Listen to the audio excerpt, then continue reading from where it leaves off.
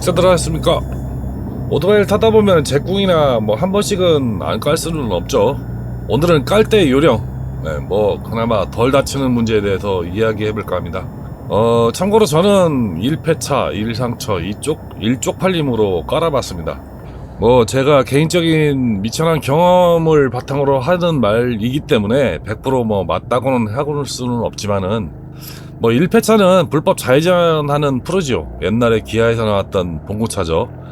그 봉고차하고 측면을 정면으로 박아서 이제 오토바이는 폐차했고요. 뭐 날아가는 동안에 이제 봉고 지붕도 보고 지나가는 옆차선 차들도 봤습니다. 뭐 반대편 차선 인도의 회전 낙법으로 정확히 6바퀴 굴르고서 일어났는데 사고를 못 깼던 할머니가 경찰들이 다 죽는 줄 알았답니다. 할머니가 저를 붙들고 교회에 나오라고 얘기하던 게 어저께같이 생생합니다. 그리고 1상처는 신호대기 중 교차로에서 우회전하는 차선으로 이제 저는 우회전을 하려고 진입을 했는데 옆에서 신호대기에 꽂던 차가 앞대가리를 딱 꺾으면서 저는 급정거를 했고 면허뚜껑에 오토바이는 미끄러져가지고 비접촉 사고로 인해서 홀라당 깠죠. 그때는 이제 안전장구를 안 했었습니다. 뭐 헬멧만 쓰고 뭐 안전화를 신고 있었는데 다른 옷들이 되게 부실해가지고 뭐 무릎, 팔, 어깨, 등 뭐 다 깠죠. 그리고 일쪽 팔림은 집 앞에 모래에 미끄러져가지고 한 바퀴 굴르고 일어나려고 그러니까 하수구더라고요.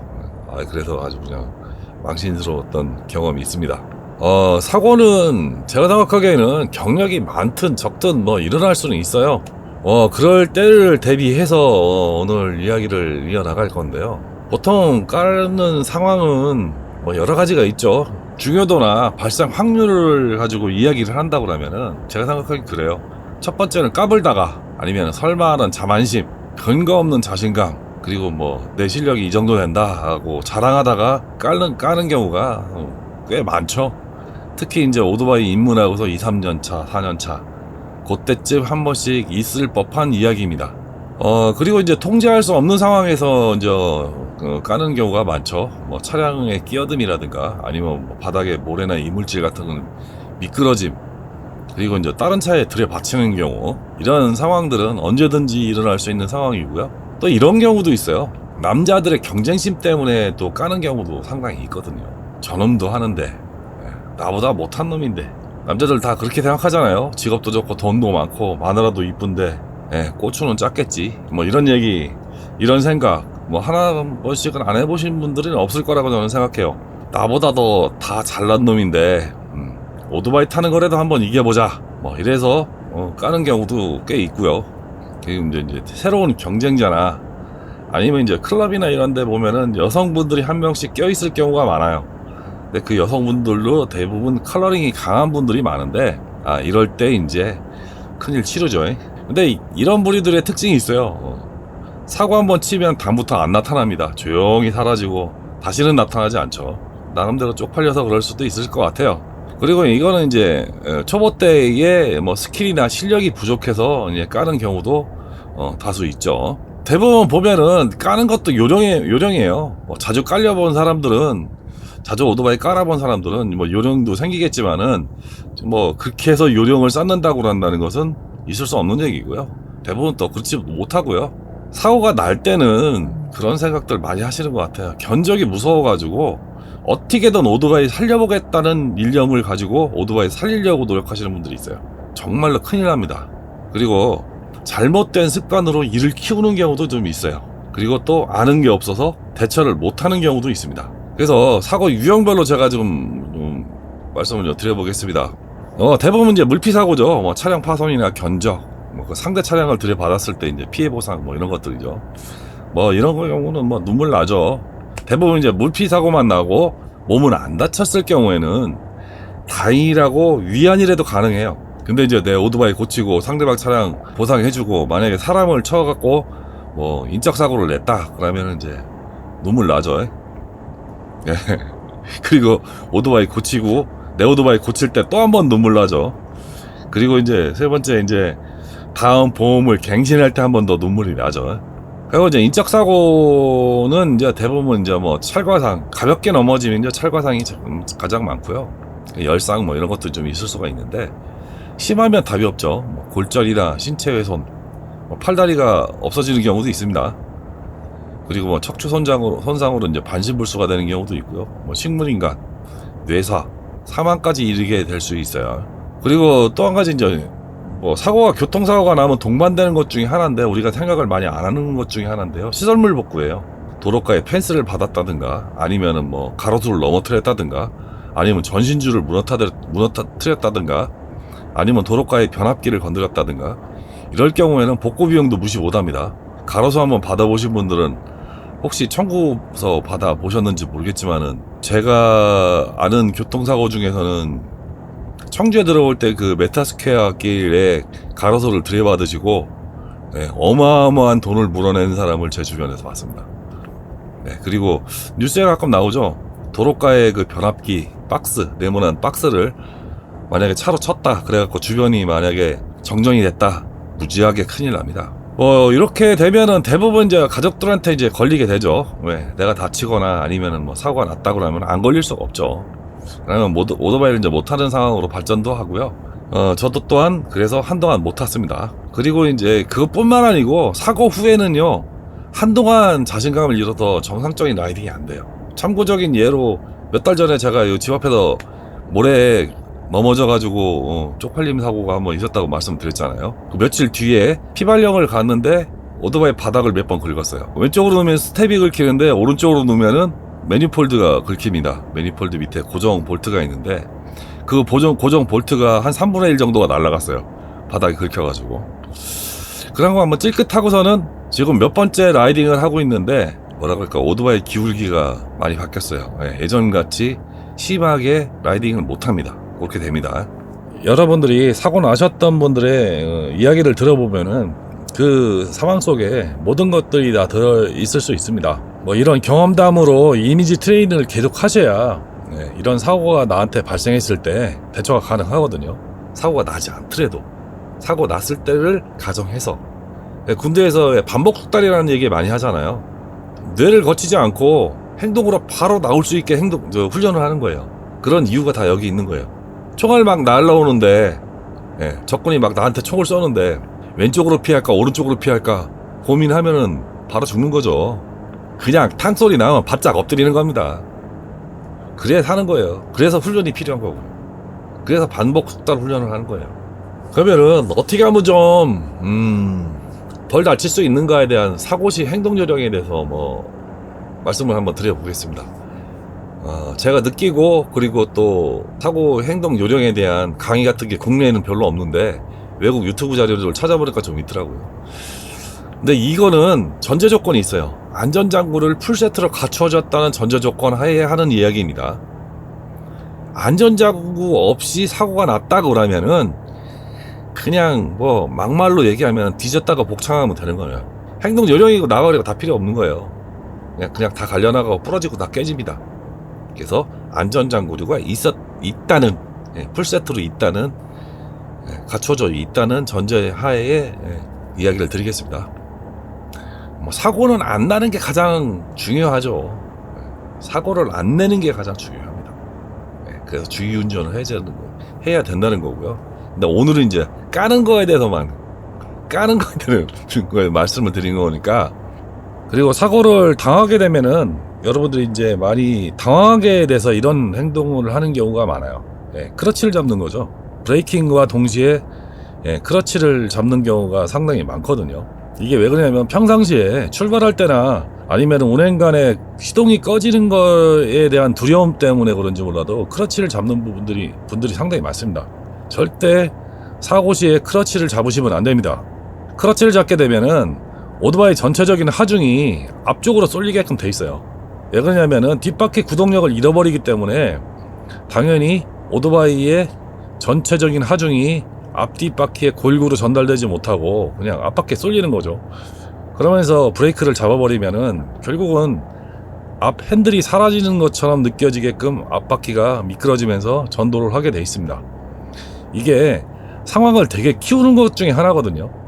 그냥 크러치를 잡지 않고 브레이크를 밟으면은 뒷바퀴에 구동력이 있기 때문에 자연스럽게 엔진 브레이크가 걸리면서 전체적인 하중도 오토바이 전체에 분산을 시켜주고 또한 뒷바퀴의 구동력을 잃지 않게 하는 역할을 합니다. 시동이 꺼져도 상관이 없어요. 이상하게 사람들이 대부분 사고를 낼 때 이야기를 들어보면은 크러치를 잡아요. 예, 이거 아주 안 좋지 못한 습관이거든요. 그래서 절대 사고 시에는 크러치를 잡으시면 안 됩니다. 예, 무조건 크러치를 잡으시면은 큰일 납니다 라고 생각하셔야 됩니다. 어쩔 수 없이 오토바이가 사고가 났다, 무조건 오토바이는 포기해야 됩니다. 절대적으로 포기해야 됩니다. 대부분 견적이 무서워가지고, 왜냐면 내가 이 오토바이 가격을 알고 있잖아요. 그래서 내가 어떻게든 상황을 극복해 보려고 오토바이를 세워보려고 노력들을 많이 해요. 끝까지 미련을 못 버리고 오토바이를 붙들고 있죠. 그리고 컨트롤 하려고 노력을 하죠. 네, 절대로 못 하십니다. 그냥 오토바이 버려야지 목숨은 건져요. 최소한 다치더라도 덜 다치고, 다치는 것만이라도 피할 수 있어요. 내가 오토바이를 포기 안 하고 버팀으로써 더 크게 피해를 입는 거예요. 그래서 사고가 나면은 무조건 핸들은 적극적으로 밀어내야 돼요. 버리는 거, 놓는 게 아니고 밀어내야 돼요. 그리고 발을 빼셔야 됩니다. 그래야지 발목 골절도 피하고. 그리고 발목 골절이요, 이게 무시 못하는 게, 우리 몸 중에 가장 관절에 뼈가 많은 부분이 손목하고 발목이에요. 그리고 손목에 있는 뼈들과 발목에 있는 뼈들은요, 회복이 안 되는 뼈들이 많습니다. 재생이 안 돼요. 우리 몸의 뼈들은 대부분 재생이 되는데, 거기 있는 뼈들은 대부분 재생이 안 돼요. 손목에만 27개인가 그래요, 뼈가. 그 중에 3분의 2는 재생이 안 되는 뼈입니다. 가볍게 그냥 서서 잭구가는 것도요, 발목이 골절될 수가 있어요. 특히 할리, 왼쪽으로 넘어져갖고 프라이머리 휠이나 아니면 오른쪽으로 넘어졌을 때 마우라에 깔리잖아요. 발목 끼면은 부러져요. 같이 라이딩하는 친구 저번 주에 잭궁했잖아요. 유턴하려고 핸들만 꺾어서 짧게 유턴하려고, 그 와이드 글라이드가 축간거리도 크고 앞바퀴 커가지고 보통 유턴하면 2차선 다 mov니다. 거기는 한 차선밖에 없어가지고 친구가 핸들을 꺾으면서 악셀을 당겼어요. 그러면서 그냥 잭궁한 거예요. 그냥 쭉 미끄러지면서. 근데 발목이 살짝 끼면서 뺐어요. 부츠는 신고 있었고요. 발목 시큰시큰하다고 그러더라고요. 당연히 챕스나 뭐 이런 것 때문에 까지거나 그러진 않았는데, 그냥 깔렸으면 부러졌어요. 사고가 나서 깐다 그러면은 오토바이를 먼저 보내야 됩니다. 사람과 오토바이가 같은 방향으로 날아가요. 왜? 진행 방향이 같았기 때문에. 오토바이 자체 무게, 내 몸무게에 의해서 반드시 같은 방향으로 날아가요. 근데 내가 먼저 날아가잖아요. 그러면은 뒤에 오토바이가 따라오면서 덮쳐요. 2차 가격을 해요. 오토바이라는 게 탈 때는 오토바이지만은 엎어지면 쇳덩어리예요. 200km, 300km짜리 쇳덩어리입니다. 그게 날라와서 나를 덮친다? 글쎄요, 제가 보기에는 목숨 구지하기 힘들 것 같은데요. 건지기 힘들 것 같은데요. 반드시 오토바이를 먼저 보내야 됩니다. 내 몸이 날아가고 있다, 내 몸을 날려야 된다, 그러면 반드시 미끄러지십시오. 미끄러져야지. 구르거나 몸이 회전을 하면은 그 충격에 의해서, 땅바닥에 그냥 몸이 닿는 충격에 의해서 골절이 생겨요. 그러니까 차라리 미끄러지세요. 미끄러지는 자세는 유튜브 같은 거 보면 몸을 좀 피고 안면과 몸통을 주먹을 쥐고 팔로 가드를 하면서, 그러니까 복싱 가드 있죠? 복싱 가드를 안면과 몸통을 복싱 가드처럼 가드를 하고, 가급적이면 등과 엉덩이로 미끄러지라고 그러더라고요. 이거는 뭐 간단합니다. 살 많고 중요 부분이 덜한 곳으로 미끄러지라는 얘기예요. 마찰력이 많이 발생하는 곳으로 마찰을 해야지 결국은 빨리 쓴다는 얘기죠. 그래서 부상을 최소화할 수 있다는 겁니다. 그리고 주변 상황을 보면서 최대한 미끄러지되 마찰력이 많이 생기게 몸을 최대한 땅에 붙이고, 그리고 주변에 이제 장애물이나 이런 것들이 있으면은, 도로 가에 있는 펜스나 뭐 바위 뭐 이런 것들 따르는 차량 이런 것들이 있으면은 최대한 가급적 피할 수 있으면은 피하면서 미끄러져라, 이렇게들 이야기들 합니다. 저처럼 몸 날리면 안 됩니다. 큰일 납니다. 그리고 2차 피해 방지를 하셔야 됩니다. 주행 중에 사고 나면은 차로 가운데에 있는 상황이잖아요. 그죠? 나만 달리고 있으면 상관이 없는데 뒤에 차가 올 수도 있고, 옆에 차가 있을 수도 있어요. 그리고 넘어져 있는 상황에 뒤에서 차가 올 수도 있고, 그렇기 때문에 넘어졌으면은 최대한 굴러서나 아니면은 기어서라도 중앙선이나 도로 가장자리, 그리고 펜스가 있으면 펜스 밑으로 피하시는 게 가장 좋습니다. 뒷차에 깔리면은 그거는 이렇게 뭐 그냥 끝났다고 보시면 돼요. 내가 뭐 도로 주행하다가 넘어졌는데 뒷차에 깔렸다. 끝난 거예요, 그냥. 수용차고 나발이고 이거는 뭐 얘기할 것도 없이 덤프트럭이고 얘기할 것도 없이 그냥 깔렸으면 끝난 겁니다. 그러니까 반드시 2차 방지를 위해서, 2차 사고 방지를 위해서 피하셔야 됩니다. 그리고 사고가 나면은 대부분 뻘떡 일어나려고 그래요. 최대한 움직임을 적게 하셔야 됩니다. 갑작스레 움직이시면 안 돼요. 사고 후에는 절대 일어나지 말고 편한 자세로 누워서 조용히 119 불러서 119 와서 실려서 그냥 조용히 무조건 병원으로 가는 게 가장 좋은 방법입니다. 현장에서 대부분 보면은 쪽팔리니까 뻘떡 일어나요. 저는 날아가면서도 쪽팔리다고 느꼈고 굴르면서도 쪽팔릴 거라고 느꼈어요. 그래서 막판에 뻘떡 일어났고요. 대부분의 사람이 그런답니다. 네, 쪽팔려서 뻘떡 일어난대요. 근데 만약에 다리 같은 경우가 부러졌다. 네, 다리에는 이제 두꺼운 앞쪽에 있는 이제 경골이라는 게 있고 뒤쪽에 비골이라고 이제 얇은 뼈가 있거든요. 경골이 부러진 상태에서 뻘떡 일어나잖아요. 그럼 뒤에 비골도 부러져요. 그러면은 앞뒤가 다 부러지죠. 대부분 경골만 부러지면은 기부수만 하면은 그냥 한 서너 달, 뭐 짧게는 서너 달, 길게는 한 6달 정도 기부수하면은 대부분 붙어요. 근데 뒤에 비골까지 부러지잖아요. 그럼 철심 박아야 됩니다. 상황이 심각해지죠. 잘못하면 다리뼈 부러지면서 비골 부러지면서 뼈가 살을 뚫고 나오는 경우도 있습니다. 그리고 뭐 차량 같은 거는 병원에 입원하셔갖고 위치만 얘기해주면 센터에서 다 알아서 싣고 갑니다. 네, 센터에서 사고 나갖고 그렇게 오도에 부쉈다 그러면요, 그 표면상으로는 아유 어떻게야 안 다쳤어 이렇게 걱정해 주는데요, 속으로는 겁나 좋아라 하죠. 일거리 생겼으니까. 그리고 이제 보험 처리 문제가 있는데요. 보험 처리는 담당 직원들이 다 알아서 처리해줘요. 네. 내 과실이 없으면은 그냥 편안하게 입원하시면 됩니다. 그리고 또 한 가지 알아주셔야 될 게 통원 치료하고 입원 치료는 보상금 차이가 많습니다. 네, 가급적이면 그냥 입원하시는 게 도움이 됩니다. 그리고 오토바이가 견적이 많이 나오는 경우가 있죠. 내가 뭐 중고로 뭐 1,500만원 주고 샀는데 고치려고 그러니까 돈 1,000만원 나온다. 그러면 보험사에서 보상 처리하라고 그럽니다. 그냥 폐차하라고. 그것도 어거지로 수리한다고 또 우기셔갖고 수리하시는 분들 가끔 있어요. 절대 그러지 마세요. 수리기간도 오래 걸리고요. 특히 오토바이 같은 경우 외제차잖아요. 부품 수급도 안 되고. 또 한 가지 뭐냐면은 정비업자들이 제대로 수리를 안 해요. 정말로 제대로 수리한다고 그러면은 정식 센터에 들어가야 되겠죠. 그래도 프레임이 휘었다든가 뭐 핸들이 휘었다든가 뭐 이러면은 수리가 되겠습니까? 그게 안 된다고 봐야죠. 그리고 수리해가지고 내가 중고로 판다, 똥값 됩니다. 왜? 업자들이 다 알아요. 사고 났던 거. 그냥 수리센터 좋은 일 시키는 거예요. 깊게는 얘기 안 하겠습니다. 당해본 결과를 말씀드리는데 견적 많이 나오시면은 폐차하시는 게 정답입니다. 정말 조심해야 될 부위들이 있어요. 신체 부위 중에서 조심해야 될 때 뭐 다 조심해야 되긴 하는데, 그래도 머리 중요도 따진다 그러면 머리 조금만 다쳐도, 머리를 다쳤다 그러면은 막말로 침 질질 흘리면서 평생 살 수도 있어요. 조금 더 심하면 뇌사, 더 심하면 사망입니다. 즉시 사망이죠. 더 이상 얘기 안 드리겠습니다. 그래서 하이바 좋은 거 쓰는 겁니다. 그 다음에 목이 우리 신체 중에서 가장 큰 대동맥이 흐르는 데가 목이에요. 그리고 시신경이 가장 많이 지나갑니다. 신경들이, 시신경이나 뭐 여러 가지 신경들이 가장 집중되어 있는 부분이 목 부분입니다. 네, 그래서 목을 조금만 다쳐도 운동 기능에 치명적이죠. 왜 그러냐면은 만약에 목을 심하게 다쳐버리면은 팔다리가 다 안 움직이게 돼서 식물인간처럼 살아야 됩니다. 그러니까 조금 심하면 즉사고요. 예, 그래서 목이 되게 중요합니다. 목 디스크가 허리 디스크보다 훨씬 더 힘듭니다. 그 다음에 이제 허리죠. 예, 뭐 허리는 뭐 반신불수라고 그러죠. 상체는 움직이는데 하체가 안 움직이기 때문에 이제 평생 휠체어 생활 못 벗어나게 되는 거죠. 그리고 또 이런 얘기를 하시는 분들이 거의 없는데요. 허리를 다치시면은 고추가 안 설 가능성이 상당히 높습니다. 성기능이 마비될 가능성이 상당히 높아요. 허리 디스크만 와도 대소변에 문제가 생기잖아요. 대소변에 문제가 생긴다는 것은 발기하고 직접적인 연관이 있습니다.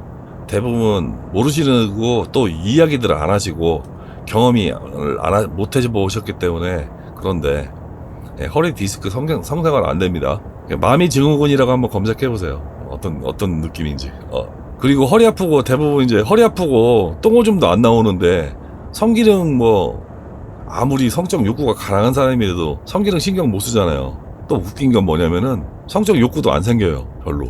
몸이 아프기 때문에. 그런데 디스크 치료를 하고 나면은 자연스럽게 회복돼서 그렇게 중요하게 생각을 안 해요. 그래서 심각하게 생각을 안 해요. 그리고 의사들도 얘기해주는 사람이 많이 없습니다. 왜? 오줌똥만 어느 정도 해결되면은, 그리고 허리 디스크 수술을 하거나 치료를 하면은 자연스럽게 회복이 되기 때문에 안 되는 경우도 있습니다. 이런 얘기죠. 허리 다치면 밤일 못 한다는 얘기 있잖아요. 이런 얘기 괜히 나온 게 아닙니다. 예, 소팔 괜히 남자들에게 좋다고 하는 거 아니에요. 오줌 콸콸 나오게 하면은 정력에 좋다고 하는 거 괜히 하는 얘기 아닙니다. 소변 기능이나 이런 것들은 성기능과 전혀 무관치가 않아요. 그렇죠? 그럼 허리 중요한 거죠.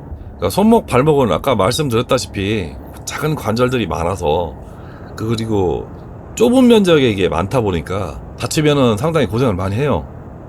그래서 글러브나 아니면은 부츠는 반드시 관절 보호대가 있는 글러브 부츠를 착용하셔야 됩니다.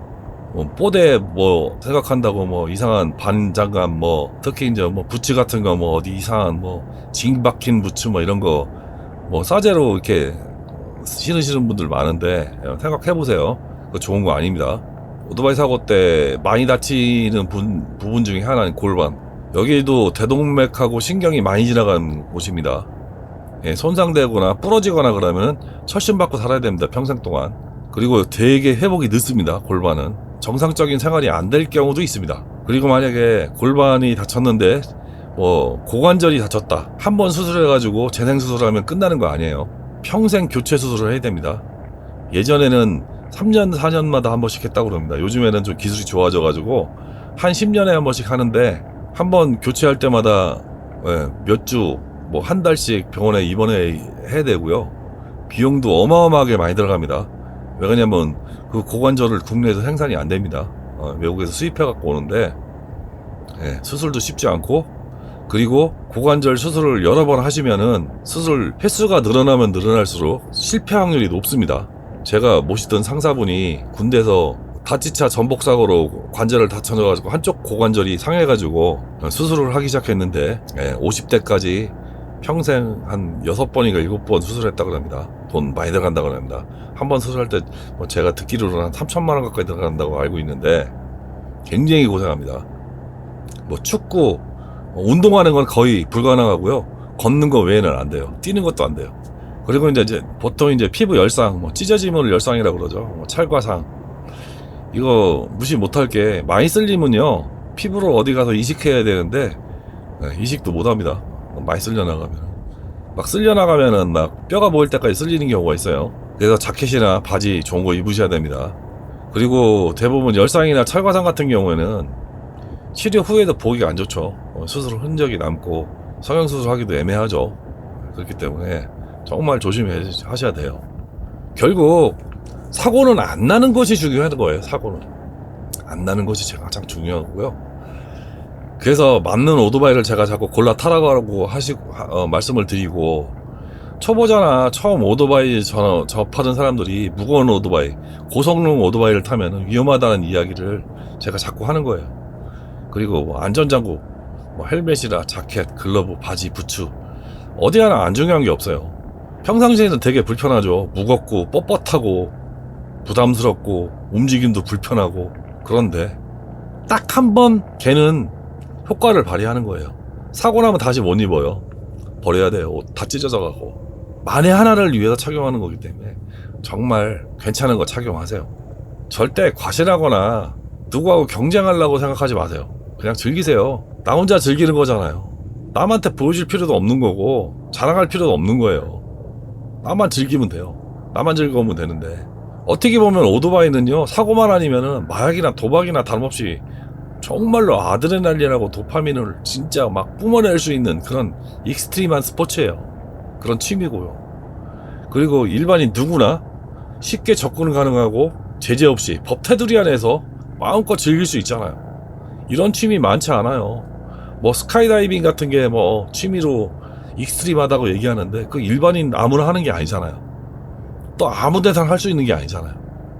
스키나 승마 이런 거하고는 속도 차이가 있기 때문에, 자전거 이런 거하고는 오토바이하고는 차원이 틀립니다. 제 댓글에 그런 분이 있더라고요. 뜬구름을 타고 가는 것 같다고. 맞습니다. 경험을 해보지 않으면 몰라요. 이런 좋은 취미생활을 사고 한 방에 그냥 날려버릴 수는 없잖아요. 안전하고 즐겁게 오래 즐기는 사람이 결국 승자예요. 누구하고 경쟁할 필요가 없어요. 오늘은 깔대 요령에 대해서 뭐 개인적인 경험에 비추어서 말씀을 드렸습니다.